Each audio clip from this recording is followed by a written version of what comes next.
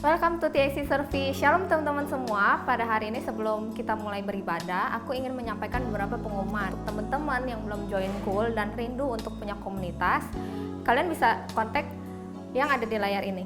Untuk teman-teman yang rindu untuk memberikan persembahan diakonia dan perpuluhan, kalian bisa transfer ke rekening ada di sini. Jangan lupa untuk follow Instagram TAC di @gamecc.tac. Selamat beribadah teman-teman semua. God bless you.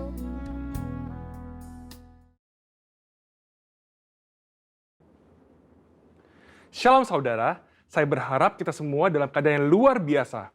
Dalam Voice of Pentecost kali ini, kita akan belajar mengenai hati Bapa. Seperti yang kita tahu bahwa Allah menciptakan dan menempatkan manusia sebagai ciptaan yang istimewa dibandingkan dengan ciptaan lainnya. Manusia bukan sekedar diciptakan, tetapi dijadikan seturut gambar dan rupa Allah dan dihembusi dengan nafas kehidupan. Hubungan antara Allah dan manusia bukan hanya antara pencipta dengan ciptaannya, tapi sebuah hubungan yang istimewa, yaitu digambarkan seperti seorang bapa dengan anak-anaknya. Hubungan Allah dan manusia yang disamakan dengan hubungan bapa dan anak diajarkan Tuhan Yesus sendiri yang merupakan hasil dari karya penebusannya di kayu salib. Tuhan Yesus juga mengajarkan sebuah doa yang dikenal dengan doa Bapa kami, dan doa ini dimulai dengan menyebut Allah sebagai Bapa kami yang di sorga.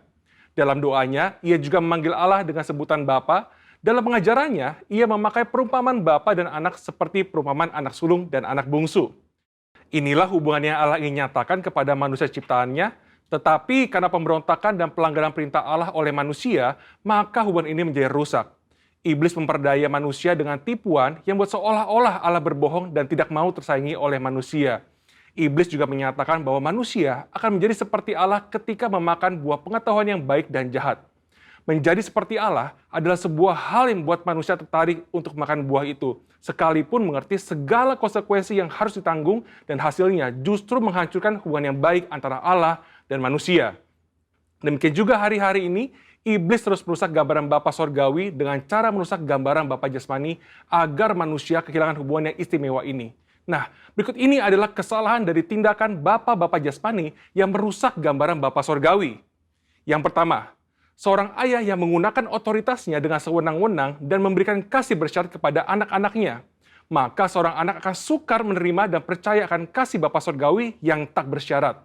Yang kedua, seorang ayah yang suka berbohong dan tidak menepati janji karena berbagai alasan yang dibuat-buat akan menjadikan anak-anaknya tidak dapat mempercayai janji-janji Bapa Sorgawi. Dan yang ketiga, seorang ayah yang tidak menyediakan waktu yang cukup dan berkualitas untuk anak-anaknya, yang akhirnya membuat anak merasa tidak dihargai dan tidak dapat mempercayai kasih Bapa. Sebuah hasil survei yang dilakukan di kalangan generasi muda Gereja Bethel Indonesia menyatakan bahwa ketika menghadapi masalah, hanya 30% yang bercerita kepada orang tuanya, sedangkan 59% lainnya bercerita kepada orang lain, dan 11% memendam masalah itu sendiri. Selain itu, 12,5% kaum muda GBI mengakui bahwa mereka memiliki hubungan yang buruk dengan orang tua, dan 43% tidak ingin memiliki pasangan hidup seperti orang tuanya.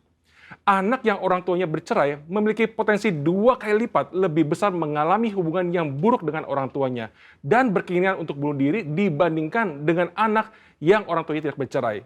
Pengakuan dari mereka yang memiliki hubungan yang buruk diakibatkan karena tersakiti oleh kata-kata yang diucapkan orang tua, mendapatkan pukulan fisik, merasa orang tua tidak memiliki waktu yang cukup bagi dirinya, dan tidak bisa menjadi teladan. Pada kenyataannya, tidak semua orang dapat memanggil Tuhan dengan sebutan Bapa. Ada keraguan bahkan penolakan untuk menyebut Bapa karena pengalaman-pengalaman yang buruk dengan orang tuanya. Hal ini menyebabkan banyak dari kita tidak dapat memiliki hubungan yang dekat dengan Bapa Sorgawi. Padahal Alkitab memberikan gambar yang sangat jelas bahwa Allah adalah Bapa yang sangat mengasihi manusia. Supaya kita mengalami kasih Bapa, kita bisa mulai dengan menerima kasihnya yang utama yang dinyatakan melalui Yesus Kristus yang mati di kayu salib untuk menebus dosa dan menyediakan keselamatan yang kekal bagi kita. Di kayu salib, Tuhan Yesus berteriak, Eli, Eli, lama sabatani, yang artinya Allahku, Allahku, mengapa engkau meninggalkan aku? Tuhan Yesus ditinggalkan Bapanya supaya kita semua bisa diperdamaikan dengan Bapa Sorgawi dan mengalami pemulihan dalam hubungan kasih Bapa. Matius 7 ayat 11 berkata, jadi jika kamu yang jahat tahu memberi pemberian yang baik kepada anak-anakmu, apalagi Bapamu yang di sorga, ia akan memberikan yang baik kepada mereka yang meminta kepadanya. Bapa di sorga tidak akan mengecewakan anak-anaknya. Kasih Bapa Sorgawi melebihi kasih seorang Bapa jasmani dan mampu memberikan yang baik kepada anak-anaknya. Dan bagian terbaiknya adalah Bapa memberikan rohnya sendiri kepada anak-anaknya sebagai penasehat dan penolong. Amsal 14 ayat 26 menjanjikan bahwa dalam takut akan Tuhan ada ketentraman yang besar, bahkan ada perlindungan bagi anak-anaknya. Bapa memberikan perlindungan kepada anak-anaknya untuk bisa hidup sesuai dengan rencananya dan mencapai kesempurnaan dalam panggilannya. Maka dari itu, mari kita percaya bahwa Bapa Sorgawi adalah Bapa yang sangat mengasihi umatnya dan mengalami kasih Bapa melalui perjumpaan pribadi dan kehidupan yang berjalan bersama Dia. Mengalami janji-janji Allah dan melihat kesetiaan Allah terbukti membuat kita bisa mempercayai Dia dan mempercayakan hidup kita kepadanya. Bapa memberikan Roh Kudus-Nya agar kita percaya akan kasih Bapa dan mampu untuk mengampuni orang-orang yang pernah merusak gambaran Bapa yang baik serta memulihkan hati kita menjadi baru untuk bisa mengalami kasih Bapa yang sempurna. Saudara, untuk penjelasan lengkapnya dari tim teologi kami, silakan cek link yang ada di atas atau scan QR Code yang tersedia. Salam integritas, Tuhan Yesus memberkati.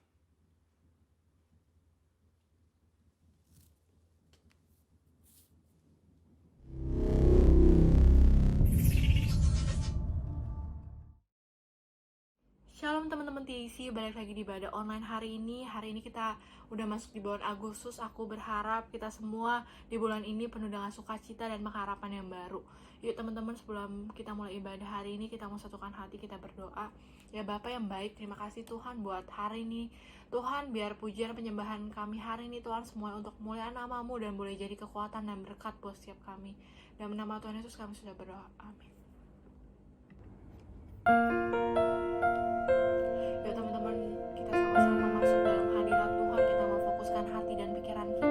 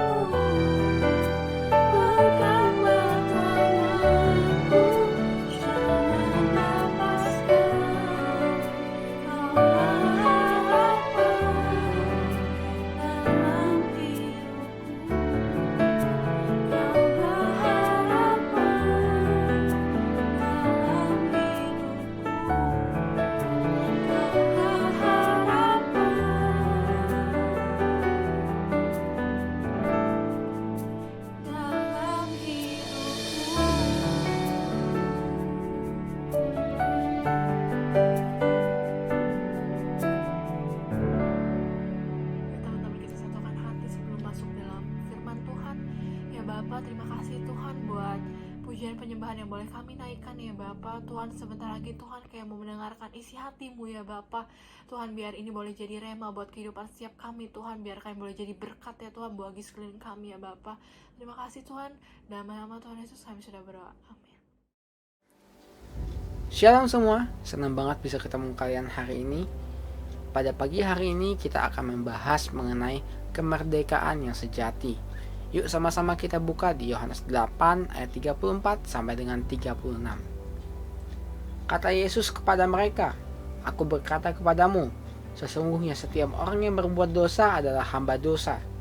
Dan hamba tidak tetap tinggal dalam rumah, tetapi anak tetap tinggal dalam rumah. Jadi, apabila anak itu memerdekakan kamu, kamu pun benar-benar merdeka."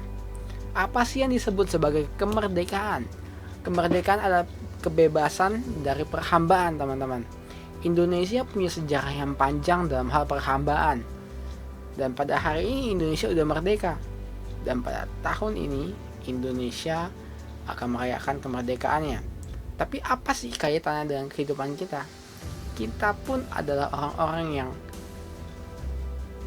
diperhamba, teman-teman. Kita orang-orang yang diperhamba oleh dosa.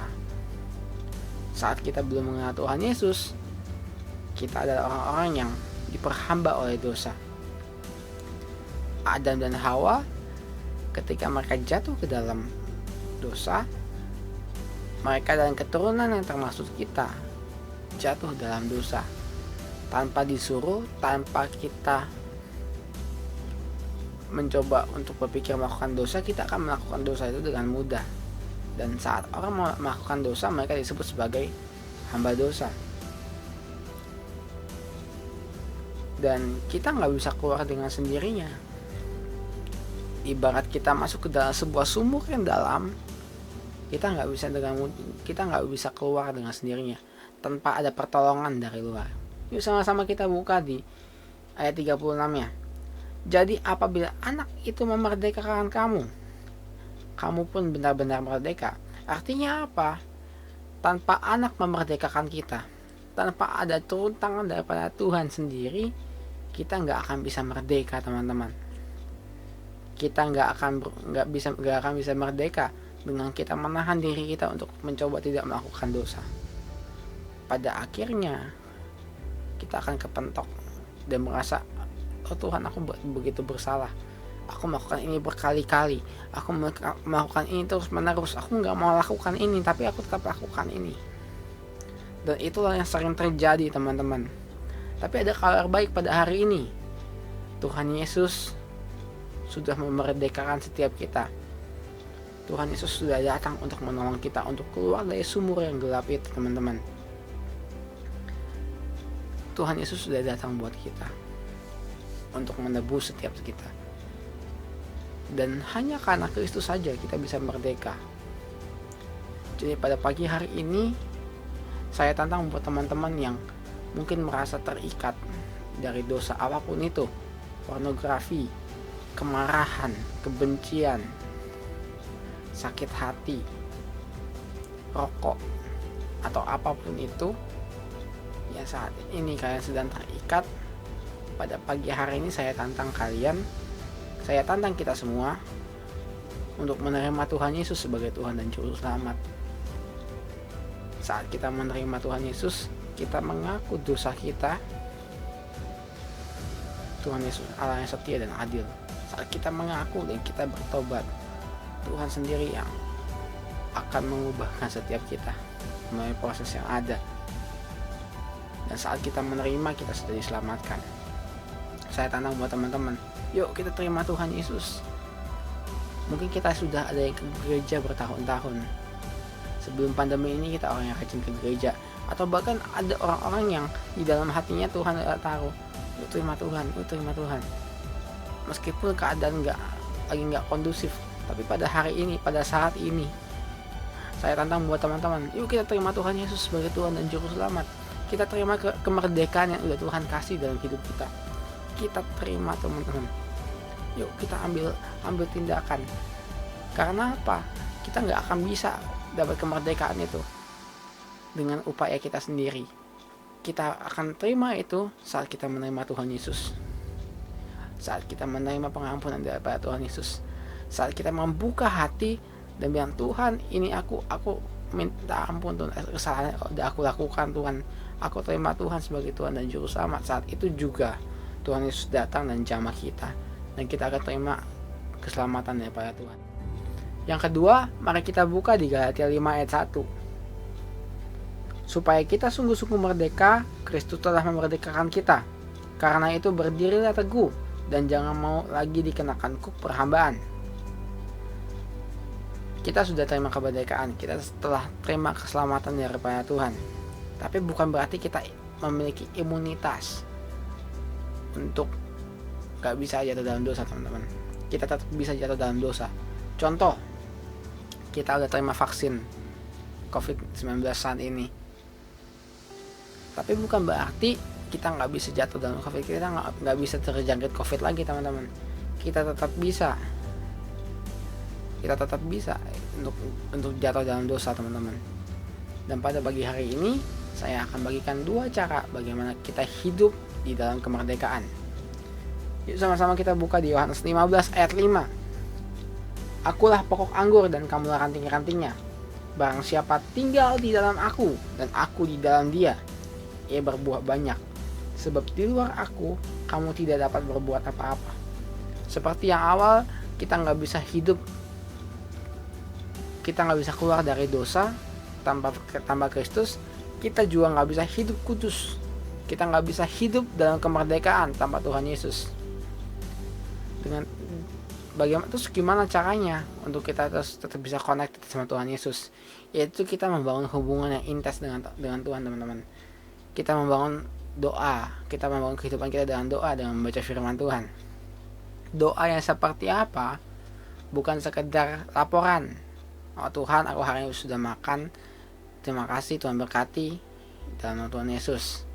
Gak cuma itu, teman-teman, tapi kita berdoa seperti kita sedang berbicara. Karena kita ngomongin doa, artinya kita sedang membangun komunikasi dengan Tuhan. Kita lagi ngobrol sama Tuhan, seperti kita lagi ngobrol sama teman-teman kita, seperti kita lagi ngobrol sama orang tua kita, dengan orang-orang yang kita percayai. Begitu juga dengan Tuhan, kita ngobrol sama Tuhan. Tuhan, hari ini aku ngalamin ini. Dan itu penting, teman-teman. Dan itu penting banget. Dan yang kedua adalah membaca firman Tuhan. Maka itu penting membaca firman Tuhan setiap hari. Kita yang sudah merdeka akan terus diingatkan, akan terus dikoreksi dari firman Tuhan. Kalau tadi kita udah ngobrol sama Tuhan, Tuhan, aku hari ini ngalamin ini. Dan firman Tuhan adalah salah satu media bagaimana Tuhan berbicara kepada kita. Enggak cuma dari pembacaan Alkitab saja, teman-teman, tapi juga dari kita mendengar lagu rohani. Saat kita mendengar lagu-lagu rohani, itu pun adalah firman Tuhan. Tapi bukan berarti aku dengerin lagu rohani aja, baca firmannya enggak bisa gitu, teman-teman. Kita harus tetap dengan firman Tuhan dari manapun, harus baca Alkitab, karena dari situ kita tahu kebenaran firman Tuhan. Dari situ akan membuat kita terus, ibarat komitmen kita kepada Tuhan. Bagaimana kita membaca Alkitab adalah sebuah komitmen kita di hadapan Tuhan. Dan kita saat pada waktu yang tepat kita akan mengerti bahwa membaca firman itu adalah sebuah kebutuhan buat kita. Karena tubuh kita perlu makanan rohani, yaitu firman Tuhan, yaitu hadirat Tuhan. Saat kita sedang berdoa, tubuh kita butuh itu. Tubuh rohani kita membutuhkan hal itu, teman-teman. Yuk, maka itu membangun keintiman dengan Tuhan, membangun hubungan dengan Tuhan menjadi hal yang sangat-sangat penting, teman-teman. Itu akan mencegah kita, Tuhan akan berbicara mengingatkan kita, ayo, kita udah dibebaskan, jangan lagi membiarkan diri untuk diperhamba. Kita udah bebas dari rokok, jangan sentuh lagi. Kita udah bebas dari pornografi, jangan sentuh lagi. Tuhan akan terus ingatkan siapa sih diri kita, bahwa kita ini adalah orang-orang yang merdeka, kita orang-orang yang sudah ditebus, kita orang-orang yang kita adalah anak-anak Tuhan, teman-teman. Dan itu membuat kita ingat bahwa oh iya, dengan keadaan begitu kita nggak mau sentuh lagi lumpur kotor itu, teman-teman. Itu yang pertama. Dan yang kedua adalah kita membiarkan Roh Kudus untuk menuntun hidup kita. Kita sama-sama buka di Matius 4 ayat 1. Maka Yesus dibawa oleh Roh Kudus ke padang gurun untuk dicobai oleh iblis. Keren ya teman-teman. Roh Kudus membawa Tuhan untuk dicobai iblis. Demikian juga kehidupan kita teman-teman. Kita udah dengar firman Tuhan, kita udah bangun keintiman sama Tuhan, kita udah bangun kepekaan sama Roh Kudus. Lalu selanjutnya apa? Memberi diri untuk dipimpin.